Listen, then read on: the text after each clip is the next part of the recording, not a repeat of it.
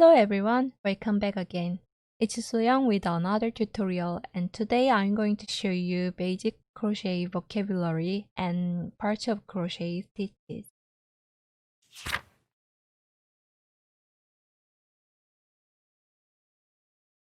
Here is a ball of yarn. From the hook, this starting tail is called the free end. The other side is called the ball end, but people also refer to it as the working yarn.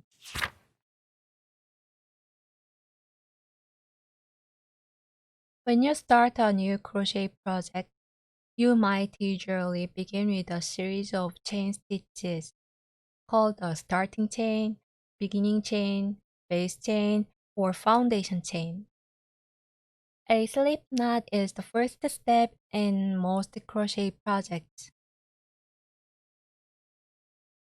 To start making a slip knot, leave about 6 inches of the free end of the yarn. Hold the free end between your thumb and middle finger and drape it over your index finger.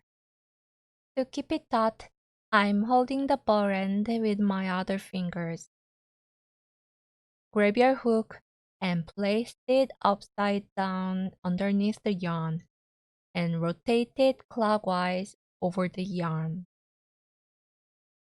There is a loop on your hook. Place the hook underneath the ball end of the yarn and flip back through the loop. To make it easier, hold the yarn crossed together and then flip back through the loop. Adjust the slip knot.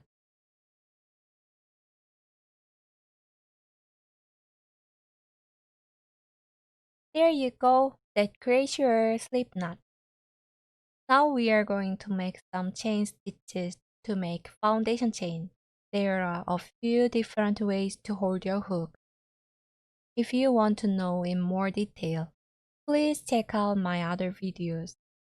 I'm holding my hook like this, which is called a knife grip.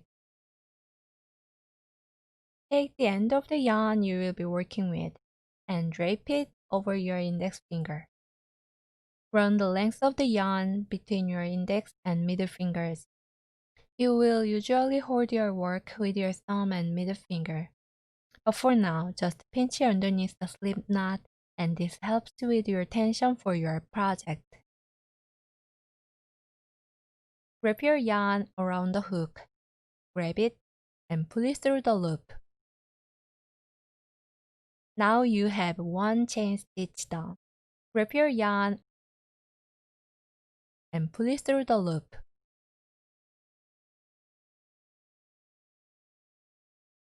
Wrap your yarn and pull it through the loop. Move your left hand up the chain as you complete each stitch. Wrap your yarn and pull it through. Do this again and again for practice.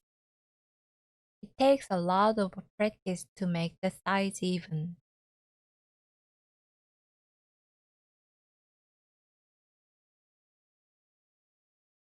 There is a saying in crochet, if you want to make the chains evenly, you need to practice making chains as tall as you are. I'm a small person, so I quickly learned the ropes. In this case, I might say I quickly learned the chains.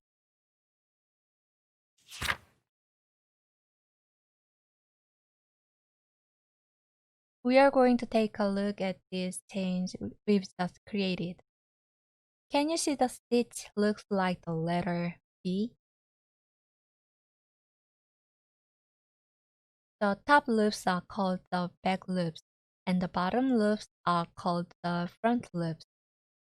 If you turn this over to the other side, you see a series of back ridges. These are called back bumps or back bars.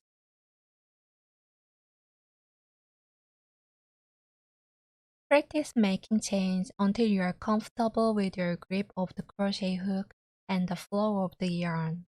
While you are learning, try to keep all chain stitches uniform and even in size, not too tight and not too loose. Then we can move on to doing some other stitches in my next video. Thank you so much for watching. If you enjoyed it, you know what to do. There you go. See you in my next video.